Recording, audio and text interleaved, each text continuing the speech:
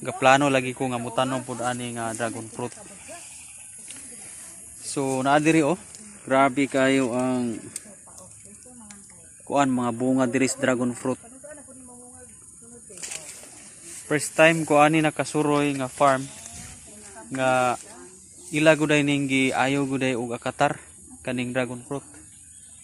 Unya gikag Marso daw abot sa magbulak na, abot jud October magsige na og harvest kay magsige naman siya og kuan sunod-sunod ang pamunga. Now prasaan niya ako ipakita sa inyo ha.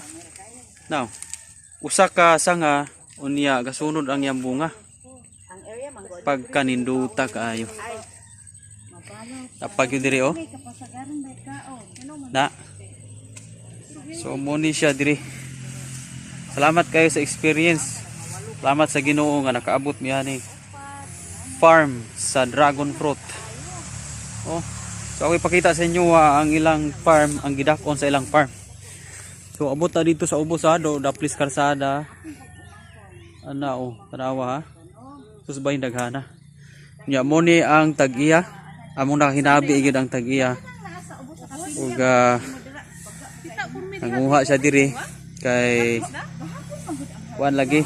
Gahapon sila nag-harvest. Gamay na lamay nabilin. Daghan dito sa ubos eh, may bunga.